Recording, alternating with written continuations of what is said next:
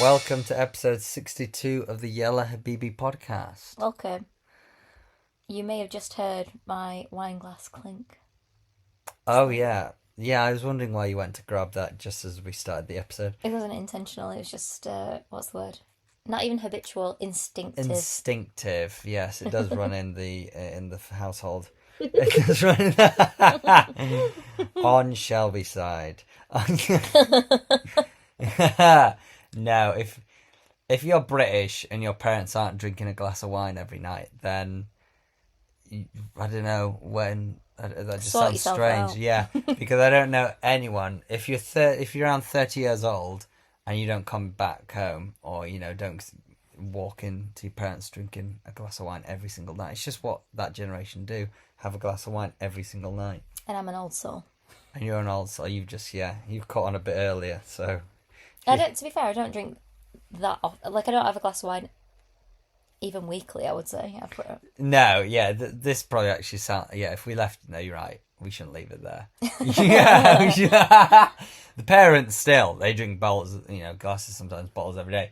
That's just true fact of that generation. But no, yeah, we don't drink much really. To be honest, we're just having a glass now because we fancy it. But we don't drink that much. We don't. I mean, I've been drunk in 2025 probably about 2 times. Yeah. And I bet you both of the times I didn't even plan to get drunk. I bet they were both at weddings. Probably both at weddings, yeah, because you do get a little carried away. But gotten to the point where I'm not fussed for it. Yeah, it doesn't particularly excite me. And at the risk of, I know we weren't going to talk, this isn't on the agenda to discuss, but something that's just come to mind. Because, and again, we'll talk about this later, we're going to Vietnam next, which is in Southeast Asia. You've broken it already. Sorry, drum roll. That was going to be broken in our travel segment. And you've already released that information. What the hell? It's in the document. If you read the document, it would say that. Well, oh, it's fine. No, but the reason that I'm mentioning this is because it's in Southeast Asia, and I keep seeing about methanol poisoning in Southeast Asia. Oh yeah, it's a big thing. Which is a mega thing. Like, so there's someone that I follow on Instagram. She and her best mate were in Laos, spelt Laos, Laos, but I've learned it's pronounced Lao. And they both got methanol poisoning from 3 vodka shots in their hostel. And her best mate died. Fucking hell. Yeah, 6 people from that hostel died. Oh my god. Loads of people hospitalised. And apparently... 6 dead? Yeah, and apparently there's like mega cover-ups because they know it's an issue, but obviously like it's a big press issue. So basically, if you're travelling in Southeast Asia, your best bet is to have beer, if you're having anything like a bottle that's clearly not been tampered with, or see them opening, whatever it is. Yeah. Like, I think if you were to go to an off licence and buy a bottle, then I think you'd probably be fine. But like if it's anything like a local, I mean, I had it in Indonesia. Was it Arak? Like a local, like moonshine, basically, like home brewed. It's quite common. They make moonshine. I had it in Africa as well. They gave me like this moonshine. It was like a gin. Yeah. But like with all this information that I've got now, I will not be drinking any spirits. I mean, maybe if we're in like a Western chain hotel or something, like if we visited a Marriott or a Hilton, or went for an old fashioned. But otherwise, I will not be drinking spirits in Southeast Asia. I wish I could just cut to a clip right now of you. 2 cocktails, one in each hand. Yeah. Margarita in one hand, old fashioned in the other. Just smashed at the pool or something. I wish I could. But no, instead we'll give you the update on the pod when it happens. But no, you're totally right. Yeah, no street vendors, beers. Have a nice fresh beer, a bottle of wine, Bintang can't be it. Bintang's brilliant. It's a local beer. Bintang Crystal of it, the lemonade one. Oh my god. Yeah, Bintang is a great beer. Isn't that an Indonesian beer? Yeah. It's Indonesian beer, isn't it? But you tend to get it by neighbouring countries. But I wonder what the Vietnamese I'm not sure. Like, because I mean, we've had Thai beers. Is Singer, is that Thai or is that Indian? No, Singer. Fuck. Oh. It's got a tiger on it. I've got a feeling that it's Thai, but I don't know. And then what's the other one that we've had a lot? Oh, well, actually, in I always want to say the Baltics, and it's not. What was the region we've Oh just yeah, been I to? think it is Thai. Yeah. Where have we just been? Oh, we've been Balkans. to the Balkans. Peja. Oh, Peja, that was great as well. That is Peja, fantastic. Peja. Yeah. Yeah. Um, but yeah, there's lots of nice beers, isn't there? Yeah, Thailand. So I think I'll be getting into some Yeah. local beers, and we'll have to get a full bottle of wine though. That's the issue. Well, we'll have to do that then. Needs must. If needs a mush, yeah. It's for safety. But it's for safety, oh, exactly. Getting it for safety, yeah. For safety. But we've missed a couple of things off the agenda. One, well, not just welcome, but please do subscribe. No, again, that was my duty, and I forgot it. Yeah, but here I am, just like throwing a bowling ball down the middle of. I know it's difficult. We struggle to promote, or we forget to promote, to be honest. But please, if you are here, please do subscribe. Give us a like, a share. A rate would be amazing if you could rate us on Only Spotify. 5 stars though. 5 stars, please. Yeah, all of that really, really helps. We're a very small podcast. It's just us two. It's just us two, yeah. Just in our bedroom, Yeah. recording a pod. Yeah. We edit it. We post it. We do a lot. We do. We don't get paid for this. I want to make that very clear. We make 0 pennies of this, and we've not done it for nearly 2 years. That's crazy, 2 years. I mean, I so clearly remember us recording the jingle in that homestay in Bali in January. Yeah. Yeah, that was funny. Yeah, and we had those neighbours, and they're probably wondering what on earth we were doing. Because I was like having to shout words down the microphone, so I had to repeat the same word in a high pitch and the same words in a low pitch. Yeah. So then you could get the best one for the intros. The relationships, travel, and philosophy. Yes. That everyone will be familiar with. Yes, we had to record a high pitch version and a low pitch, and then she brought that together. Relationships, like this. Yeah, exactly. So, yeah, and that was an artist at work there. I hope you're all very privileged. You are an artist, my darling. You are. Yeah. And yeah, well, Jesus, 2 years. I didn't expect that either. But we're gonna carry on to 1,000 episodes. Yeah. And see where we go then. Well, let's get back on to the topics, and that is, I feel like we're gonna go overtime today, but hey, if it happens, it happens. Shelby will be pleased. Indian wedding. Yes, we attended one very recently. We're attending one. Yeah, well, I've always wanted to go to an Indian wedding, especially having worked. My last company, my team they were all Indian. My boss I reported to, and they've lived in India as well. So yeah, a big part of my department were Indian, and we had an office in Mumbai and Ahmedabad. Went there a bunch of times, so I really fell in love with the culture. So I was overjoyed when I found out I knew my sister was marrying an Indian man. I've known the guy for 8 years, but I didn't know if they were going to do an Indian wedding, and they did both. They chose to do both a traditional British wedding and an Indian wedding, and they actually did it in the same day, which was interesting. Which I think was the best way to do it. Very long day, but it was really cool because we got to see the Indian ceremony as well. It was really, really cool. Like, it was such a wonderful and special experience. Such a rare thing for most British people, I would say, to get to experience an Indian, unless of course they are British and Indian. So it was really cool. Both ceremonies were absolutely stunning, and your sister in that Indian outfit, oh my god, she looked like she could be on the cover of Indian Weddings today. Like, she looked incredible. She did. She looked unbelievable. Like, she's got exactly the right colouring for it. She has. She absolutely nailed. I mean, she looked gorgeous in both dresses, but wow. Because I think I'd never seen her in something so extravagant like that. Oh, it was immaculate. It was so beautiful. It was unbelievable. And fun fact, Indian wedding dresses are crazy heavy.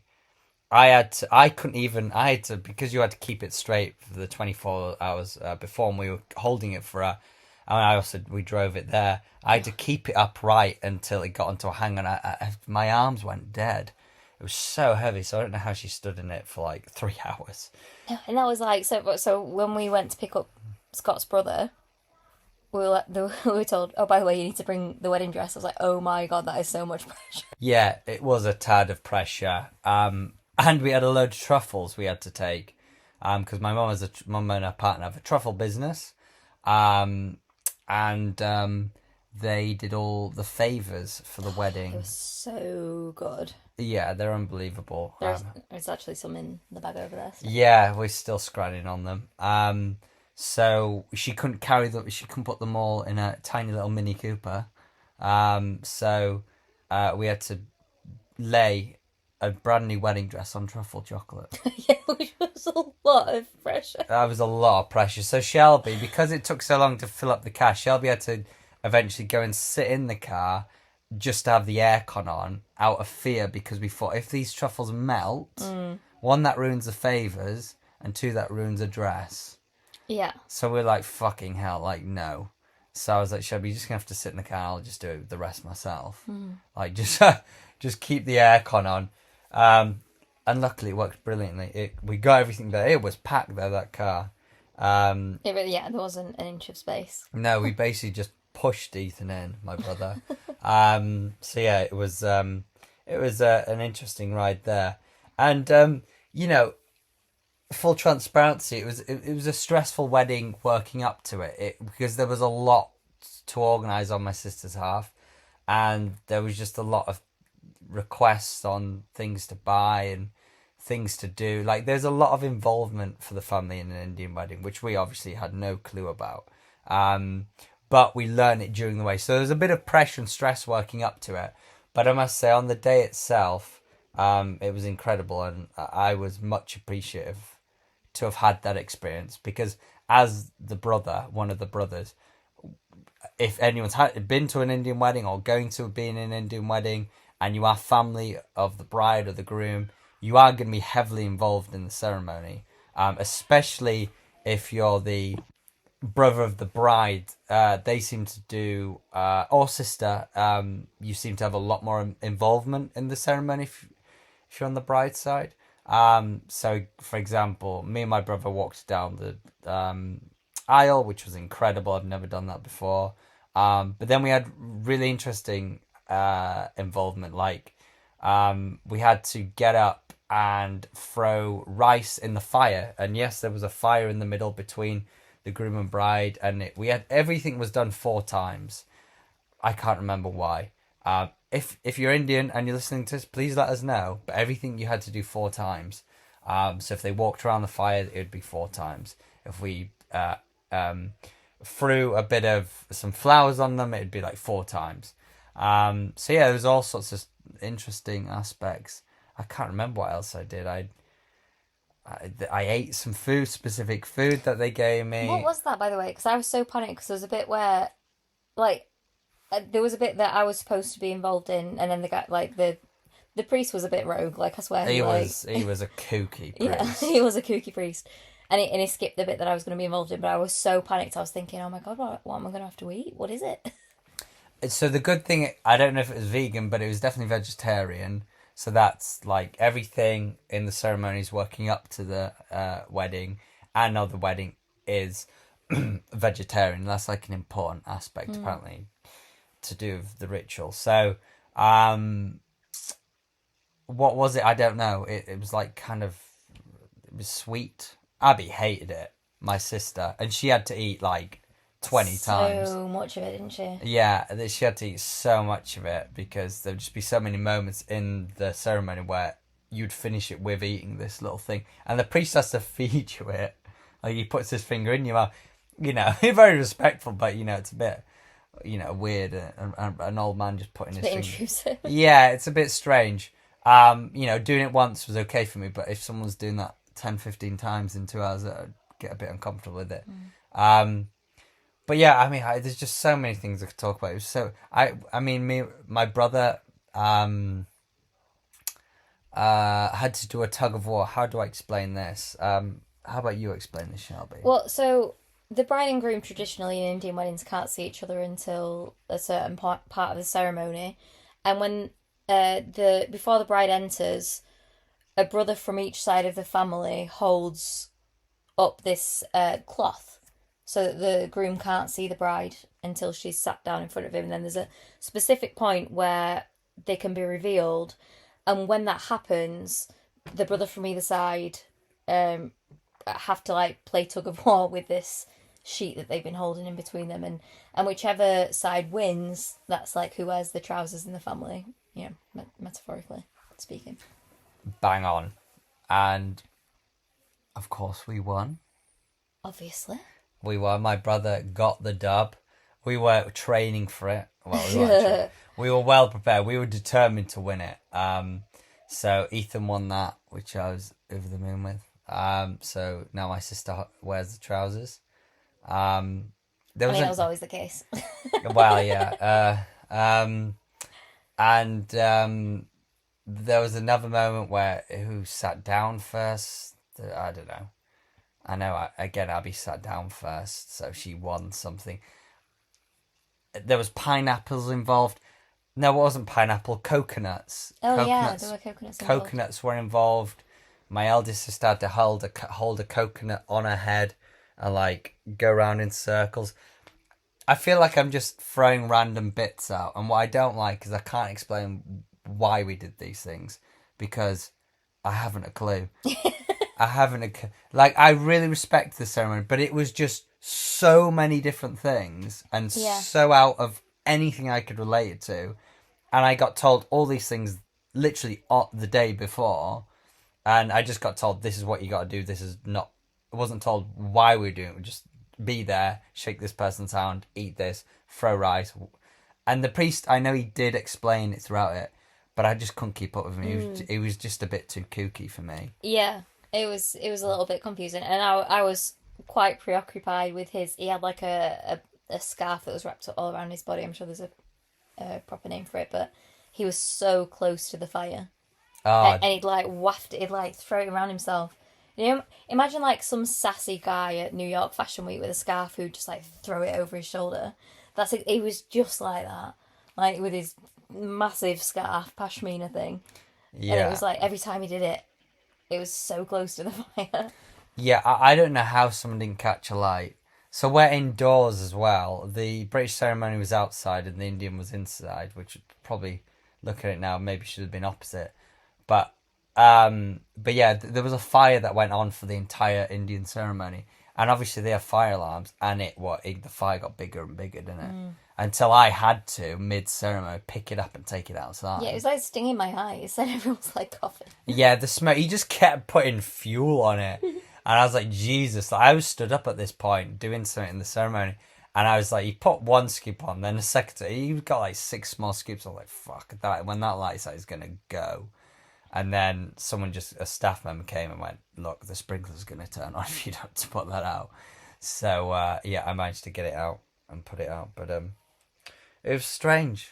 It wasn't strange, sorry. It was fantastic. But unique is the right word. And I would love to experience it again. I would love someone to tell me why we did all these things. Yeah.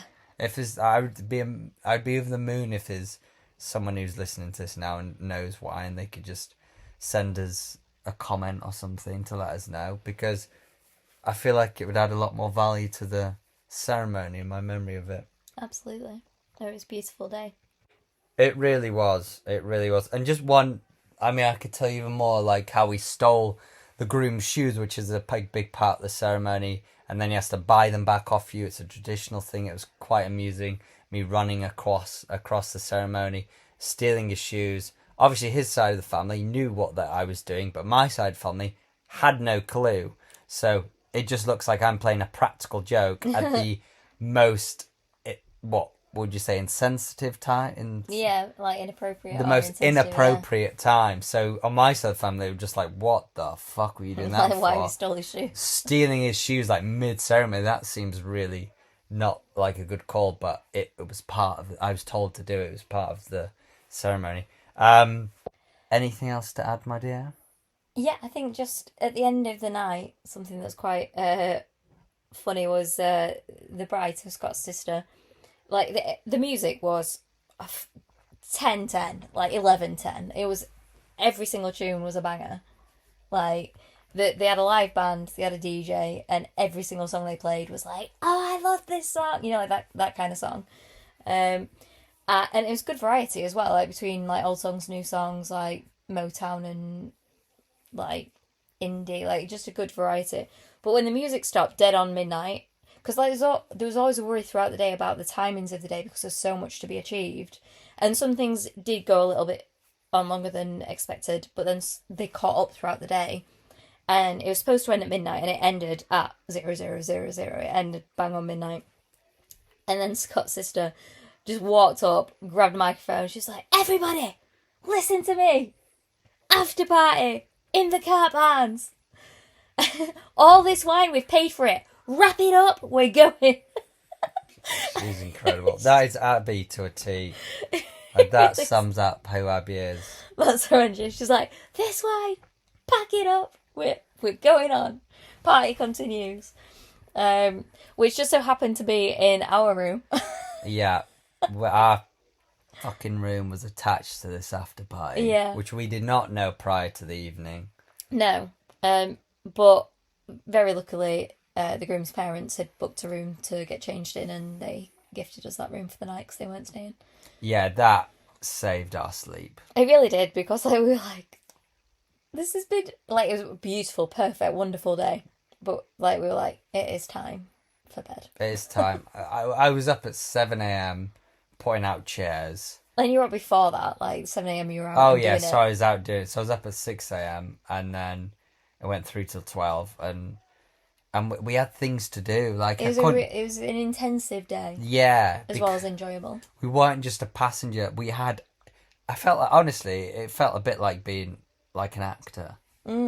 Like, I had an agenda. There wasn't a moment in the day where someone wasn't coming up to me and, "Scott, oh, you need to do here now. You got to do photos. Oh, Scott, you need to come here now. You need to do this." Like, it felt a little bit like being a celebrity. It was quite, which was, I'll be honest, a little bit nice. But I was absolutely pooped by the end of it. Yeah, likewise. But there we go. Wonderful wedding. An amazing wedding. So get to an Indian wedding. Well, that's it. Befriend Indians, they're wonderful people. Well, yeah, no, they're amazing, very laid back. But I want to play a game with you, Shelby. Let's play a game. That's our jingle for this. That's our. And just picture me on a little bike. Yeah. I mean, as a little clown. Do you want to play a game? Do you want to play a game? I wonder what his actual name is. That guy. Jigsaw. Oh yeah. I wonder no more. I was wondering. I was like, so what is that guy's actual name? Yeah, it's Jigsaw. I think in it. Yeah. If for those wondering what the hell we're on about, it's from the film. But isn't the mastermind called Jigsaw? Yeah, but the little guy, isn't it just a puppet on a bike? Oh, it's just a puppet. I in my head, I visualised that maybe it was his child. I don't know. Oh, I feel like I should rewatch Saw. I've only watched like Saw 1 and 2. I thought you went into it. I'm not. Because it's really... I've had a glass of red and I'm like, okay. Let's watch all this scary movies. Oh my god, I bet you'll watch 20 minutes and turn it off. Yeah, I haven't seen the latest one. I'd watch that. Saw X. Oh, that's well old. Isn't it? No, there was one that came out in the last like few years. Yeah, but that's what I mean. Like, it's not like recent, is it? Well, it's the most recent one. The most recent one, but it's yeah, not it's like the most recent one. Month or anything. Yeah. What's the game? But the game is, well, why don't you intro it, because you brought the game to the table. Did I? Yeah. Well, I have no idea where it came from. So if you are listening to this and you're like, that was my idea, you stole it, thank you. So the game is thinking about your life. Like, if a museum was to be made about your life, what 3 items would be sold in the gift shop as souvenirs? I'm going to give context and an example. Scott went to Frida Kahlo's museum in Mexico City, was it? Yeah. And he brought me back a coaster, which was a Frida Kahlo painting on the coaster, self-portrait. So, like, thinking about those kinds of souvenirs that you might get in gift shops in museums, what would those 3 items be. So what I think we should do, Scott, I think that I should say what should be in your museum, and then you rate me on that. And I think that, say yes or no, and change anything that you want. And then you say what you think should be in my museum, and then I'll say if I think you're right and what should be changed. Sounds good. Who should go first? Well, would you like me to say what I think should be in your museum? Yes. I think, right, in our... 3 things. 3 things, yeah. Yeah. In our room right now, there is a pillow shaped like the Undertaker. Right. And everyone thinks it's you. Yeah, I don't like that. Everyone keeps saying this. I think you've got a pillow of yourself. Yeah, it should be really strange. Well, it would be quite strange, but I think that you should have a wrestle pillow of you. Okay. That represents, like, wrestling and you. And you're so cuddly and lovely. So I think that you should have a wrestling figurine pillow of yourself. Gotcha, yeah. I think that you should also have... I think that there should be a gait analysis in your shop. A gait analysis in a museum souvenir shop. Yeah. And then everyone can get their running shoes. A gait analysis. Yeah. So that everyone can get the perfect running shoes for them from your shop. Okay. You know what I mean? Like if someone's going to a museum of... I nearly full named you then. Of Scott... Knowing you, running is such a huge part of who you are and what you do. Something to do running. So I think and I think that you'd want it to be interactive as well, because I think that you are an interactive kind of guy. So I think that having that gait analysis in the shop and people then being able to purchase shoes, Scott branded shoes, that are perfect for their feet, I feel like that will be a second item. And then a third item... It's going to have to be a coin.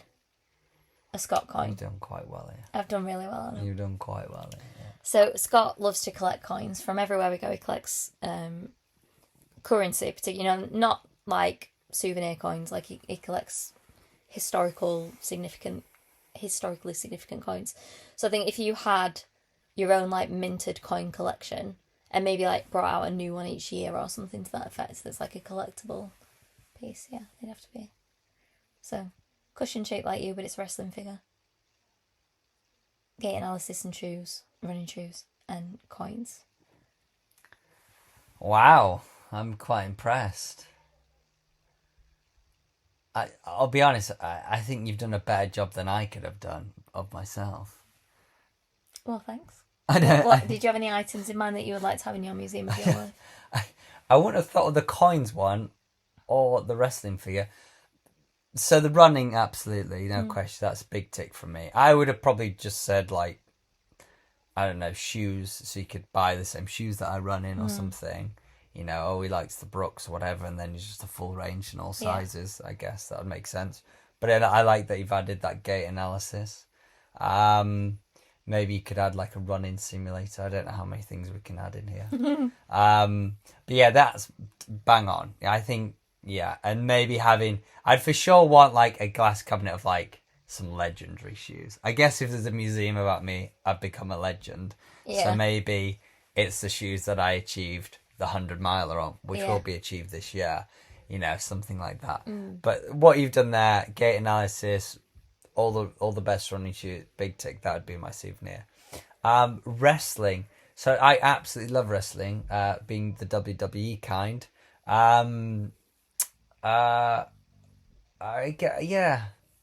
It just feels strange to want to have a toy of myself in there. But I guess But people would want that. Like, I guess they would, right? You're a fan of The Undertaker, you got The Undertaker. Yeah.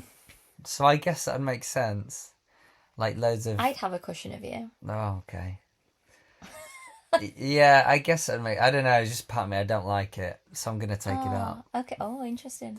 But I think something wrestling would be there. I don't know, maybe my own wrestling belt, and maybe I have a unique wrestling belt that's like my edition. Like they do that with all the belts these days. They'll have, the heavyweight belt, but they'll have a Triple H heavyweight belt. They'll have a Undertaker heavyweight, and it has like the side plates are different and it's branded. So I'll probably lean more towards that. The price point's going to be significantly higher, so maybe I need some of these cuddly toys in there as well. But yeah, probably like some wrestling belt. What was the other thing? Oh, coins. Yeah, I guess coins. I don't know what else I could swap it out with. Something to do with rock and roll. Well, that was my other thought, was something like, your own plectrums or... The thing is, I don't play much music, so that may look strange. But yeah, I think having any rock memorabilia I have, I would definitely like. I think maybe I'm leaning more towards the stuff that's in the museum. That's kind of where I get a bit more excited, I think. I don't really want to just see my face on a load of souvenirs. But I don't know what the rock thing could be. A rock thing, what could you have? So I thought about plectrums because we kind of collect plectrums. Pro tip, if you're ever at a gig, when everyone else is clearing out, go to the barrier and ask security to look on the floor and find you a guitar pick, because when the artists throw them out into the crowd, sometimes they don't go very far. We've got them that way before. So yeah, that's why I was thinking guitar pick, but I suppose I know that you don't play. We have played guitar. I have, but it's not a part of... I can't play it at all. No. Yeah. If you told me to pick up a guitar, I can't play it for it's shit. It's difficult with the rock and... Maybe like a jacket, like that would be sick jacket. Yeah, maybe a cool rock and roll jacket. But the coins, that fits really nicely in a museum souvenir. Like, I do like old and current coins in just any country. I just like to have a bit of both.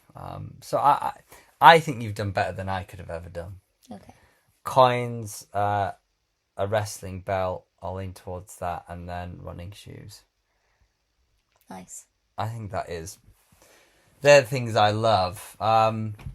Maybe I don't know if they represent my personality. They're more things I love, I guess. I don't know if I should put some in.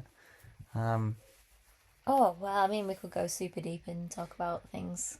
Yeah. What's one thing you'd put in that would represent more my personality? So, something that's coming to mind is, and my mum got me something similar to this when I was younger. It's kind of like a emergency emotional support kit. Oh, wow. In this little box, it said something like, here's a penny so you'll never be poor, and there's like a penny in it, a literal penny. A rubber band so when everything's falling apart you can hold it all together. A little heart so you always know you're loved. A rubber so that you can erase the things that you don't want in life. Like, I'm thinking something to this effect, because you are such a everything for everyone person. Like, you make everything better. And yeah, just something like that. A little, this is Scott in a box. When you're away from Scott and you need a bit of Scott, here's a little Scott box. Something like that. Wow, I'm very impressed. Wow, that is very touching. And yeah, I feel that does represent me. I do try my best to be there for everyone and just be the person they need me to be in that moment. You're so good at it. Yeah. So yeah, no, I don't know how I'm going to be able to match this with you now, because you've absolutely nailed me. Like, I can't believe you've nailed me so good. No, I didn't mean that in a weird way. I have a habit of doing this. No, I just have a filthy mind. You say things like you say something sweet and I'm like, way. But it's okay. I'll try then. So what is it? 3 items that would be sold in Shelby's souvenir shop within the museum about her life. So 3 things that people would want to take back home that'll make them remember their experience of Shelby that day. I think I would straight away have a merch line, so some clothing. Okay, interesting. Clothing, and it has lots of funny phrases and jokes. This might be a 2-part answer there. Half of the line is like phrases around veganism, and half line are just crap dad jokes. Because that's Shelby. So there'll be like a big clothing line, joggers, jumpers, tops. Well, I'm sorry, this is a man I'm describing. Dress, boxers. No, like, you know, a dress. Joggers still fine, aren't they? Yeah, joggers. You know, that's some nice summery dresses. But anyway, they have. Well, then again, you don't really print stuff on dresses, do you? Maybe the front. Maybe of the just t-shirt. jumpers and joggers then. Yeah. Yeah. Like, maybe the front of the t-shirt has like what sounds like the start of a dad joke, and on the back it's got vegan propaganda.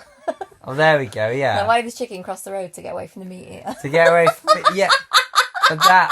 Oh, she's. That's great. See, you can see that I've nailed it here because Shelby's laughing at a crap vegan dad joke, which is impressive. That's excellent. Love it. So yeah, so there'll be some unique ones that bring them both together. Yeah. Love it. So I think, I'm happy I've won with that one. I would have also crystals. So whereas I might collect coins, I feel like you collect crystals. I do. And you do probably in a different way though. Whereas I collect coins, I have like a regimented approach. I'm in a new country, I'm going to find a coin shop and I'll get some new coins. Whereas you, which is the right way to do it for crystals, is you get a crystal when the moment's right. You know, when you feel you need it, or sometimes you can just be walking past and you just get a feeling, or you could just happen to be in a shop that has crystals, and you just have a nosy and then you just get this attachment and you go, oh wait, I think I do need this at the moment. And you have a lot, and it's something that you've got me into as well. But yeah, crystals, there'd be a crystal area. I definitely, when I was thinking about this for myself, crystals was, Yeah, crystal, really nice, beautiful crystal area that will cover all the emotions, all the struggles of life. So, you know, anyone could walk out knowing they've got some security from that. Oh, the third one. So we covered your spirituality, your veganism / dad jokes. The third one's going to be the tough one. No, I'm going to have to this. Because I could go comedy, I could go rock, I could go many different ways. But singing is a big part of you growing up. I mean, music is a huge part of who you are. I mean, you know. So I think it would be a compact travel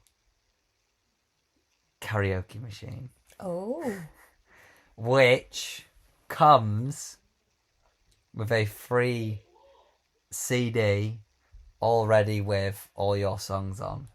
Nice. And it's the version so also it'll just put words on, you know, on the screen so they could just sing with you, you know. So that's what I would have. So a travel karaoke machine, a merch line which has a combination of vegan propaganda and funny dad jokes. And the third one was crystals. Nice. So I like all of those very much. Though probably if I was going to switch one out, it would be the merchandise. Really? I think the merch is a great idea. I thought that was the strongest out of the three. It is the strongest. You see, wow. I'm kind of torn because the thing is, the crystals. I don't know, because it's difficult. It's difficult to summarise yourself in three things, isn't it? Basically, dogs need to be in it. Oh, so I was going to put dogs in. Dogs are my personality. So I think, like, you know, if we had, like, a doggy rescue centre, or at least, like, postcards with, or, like something with images of dogs that are available to be adopted. Like, a lot, you know, just something to that effect. So, I did think about dogs. I did. I went, oh, dogs, of course. Shelby's like, loves dogs more than humans. But then I thought, I mean, your first proposal then was I want a dog rescue centre in my souvenir shop. Yeah. Now, I'll be honest, I feel that's breaking the rules a bit. Like, I think when you think of a souvenir shop, you think items you can take, you know. I think that it felt out of the realm of what I could put out there as a rescue centre in a museum. Fair enough. Even though that's totally you. But I think the postcard thing, you would expect that in a souvenir. So absolutely. And I think that's a really nice touch. These are happy doggos. Oh, and by the way, you can adopt any of them. Yeah. And it could be like Timmy, and he's 2 years old. Oh. Yeah, and maybe have a little story about him. Oh. Yeah. Yeah. I think that sounds good. Yeah, so fair enough. And I'm gutted the merch line's gone out because I thought it was my best idea. But no, so I do like I don't know. We'll see. But dogs are, yeah.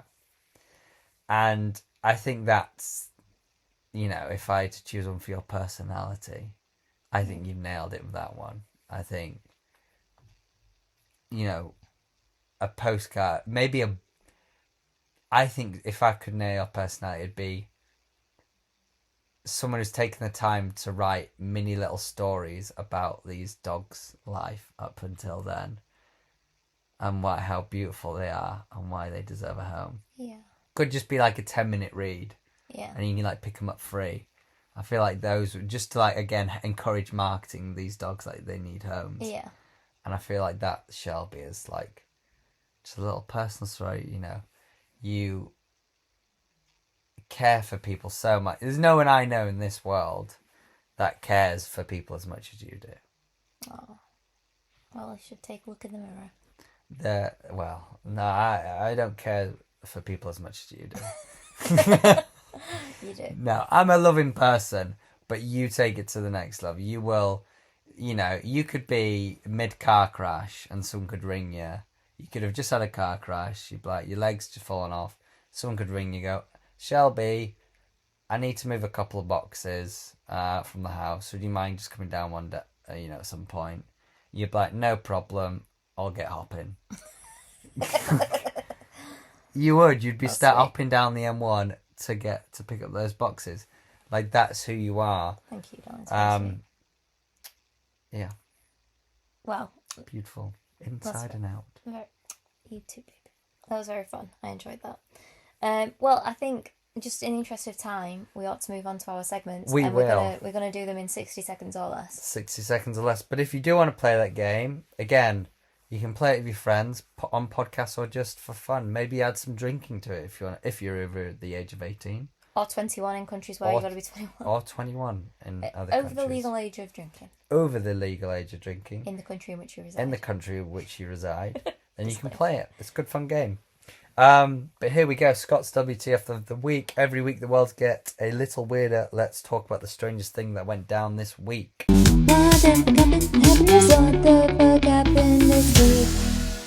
A woman. Don't look at my notes. A woman was forced to go vegan. Right.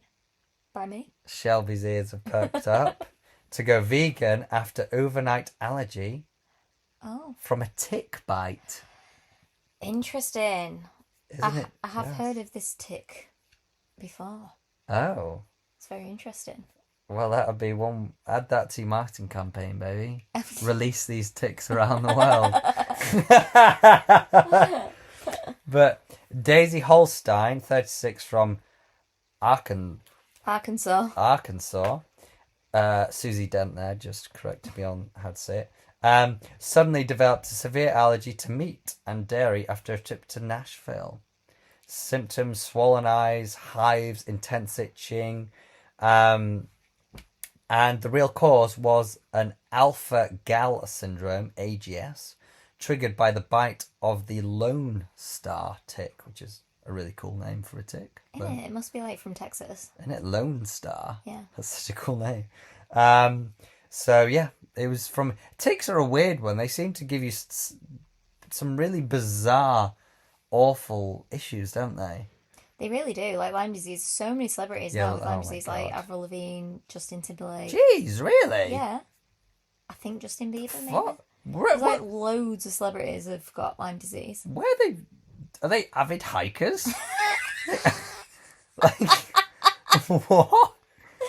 Are they happy hikers? Well, how ticks aren't just in your room. They don't frequent arenas. No, they don't frequent arenas. I mean, usually you get a tick if you go hiking in long grass with not having long trousers. And if you're in shorts, if you're hiking, tip, if you're going to do it a lot, definitely wear trekking trousers. I know it's a bit hotter, but you really don't want a tick because if you get the wrong one, you could get AGS. But yeah, it's a super rare, but interestingly, it's rising. Isn't that interesting? Very interesting. So what would happen if the whole world got bit by this tick? Exactly right. It's actually rising across the US, even in the northern states. Oh. I could properly imagine like a vigilante vegan group doing this. Oh no. I could properly imagine it. But yeah, she's obviously had to switch to vegan, even vegan cosmetics, toiletries. That's wild. And now the one problem is Daisy's not happy about this. I can imagine. Daisy likes her meat. So she's now trying some. She's trying a treatment called a SAT. Solomon. Oh, Susie. Auricular allergy treatment. There we go. Susie Dent on the case. Which is using tiny ear needles to desensitize her body. Apparently, early studies are showing mixed results, but basically, by doing this, she might be able to in the future eat meat, which is interesting. But every time she's eaten, she just still reacts horribly. So, yeah. She and a recent quote was, "I want a Whopper so bad." Wow. I guess she means from McDonald's. Yeah. I mean, there's so many good meat alternatives. Like, oh yeah, just give it a go. If you get bitten by a tick and you suddenly become allergic to meat, then just try Quorn or other. Quorn's brilliant. Yeah. Quorn, honestly, you wouldn't, especially. Yeah, it's brilliant. But interesting story. Isn't it? It's a strange one, isn't it? So keep an eye out if you're in North America and you want to eat meat the rest of your life. Don't get bit by a tick. Don't get bit by a tick. / please do get bit by that tick. Oh, TikTok. No, I'm joking. Anyway. Also, I must say, my story today is also from Arkansas. Oh. Let's take a break from the chaos. Here's something to make you smile this week. Shelby's good vibes only. There is a woman from Arkansas who, and it's similar actually because it's like an ethical thing, you know, talking about ticks who make you go vegan. This woman was adamant that she wanted an ethical diamond. For those that don't know, there's a lot of like negative ethical practices in diamond mining. So like most diamonds are not ethical. Like there's like slavery involved and like just a lot of bad things. So she wanted an ethical diamond, and she's from New York. So she refused to get engaged to her partner Trevor until she found an ethical one. So her name is Michelle Fox. It looks like Michelle, but instead of L's, it's got R. But I think she's called Michelle. And she went to the Crater of Diamonds State Park in Arkansas, the world's only public diamond mine. And for 3 weeks, she camped in a tent. She was digging daily from 8 in the morning until 4 in the afternoon. And that's in like the sweltering summer heat.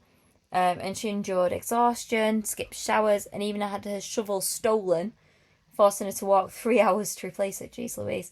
But on her final day, determination paid off, and she spotted a glimmer by her boot, and it was a 2.3 carats diamond, the third largest found at the park that year. So she finally got it, and she could finally get engaged. She said, if you take giving up off the table, the only thing left is to keep moving. And I love that for her. Well done, Michelle Fox, for getting your ethical diamond. I'm sure Trevor's over the moon. Yeah. I'm sure he was worried, you know. She doesn't find it. Might have to never get married. Yeah, might never get married, but I could properly imagine you doing something like that. 100%. Well, I mean, I don't want a diamond engagement ring, do I, my darling? No, I know exactly what you want me to build you a ring. Yes, I would like you to make me a ring. Make you a ring. Which I'm excited to do if the day ever comes. Well, we've got 6 years to go. 6 years to go. Because for those that don't know, Scott has announced that he will propose to me after 10 years of us being together, and we've been together almost exactly 4 years in 9 days. Very close. Yeah. What do you want for our anniversary, my darling? Are we doing anniversary gifts, or are we just doing travel? Yeah, we should do something on that day. Yeah, we should definitely do something. No, but I mean, am I getting you a gift? Are we and getting a packing it, or gift? are we just going to do something? TBD. Okay, we'll figure that out. TBD. I guess we should. Viewers, what do you think? Yeah, let us know. Let us know. Should we or shouldn't? That'll be the short. Should we Yeah. or shouldn't we get? Should we or shouldn't we get a gift? Engagement gifts. Whoa, steady on. Shelby's getting ahead of herself. Anniversary gifts. Anniversary. I think we should get, yeah, Okay, sounds like a plan. TBD. Yeah, let's wrap it up. Update. Yeah. Oh, you've already shared it. Never mind. We're heading to Vietnam. Surprise! Surprise! We're heading to Vietnam this Sunday. So if you're there, let us know. Yeah. We'll meet up. We'll have a coffee. Yeah. Um, Vietnamese coffee's banging, so do get a Vietnamese coffee. Yeah, it'd be brilliant. But thank you so much. Please do subscribe, like, share. Please do give us a rate if possible. It takes 5 seconds. Just click the 5 stars. Job are done. We're a tiny, teeny podcast, and we need to be a little bit less teeny. Yeah. So yeah. But we absolutely love coming and doing this again and again. But please do, if you can just take a moment to support us, we'd much appreciate it. Yes. Yes. Yes. Yes. Wrap it up, Scott. Wrap it up. Another. I'll cut that bit out. Another adventure wrapped up. But the journey never ends. Keep your bags packed for the next one. And remember, when in doubt, just say, Yalla Habibi. See you next time.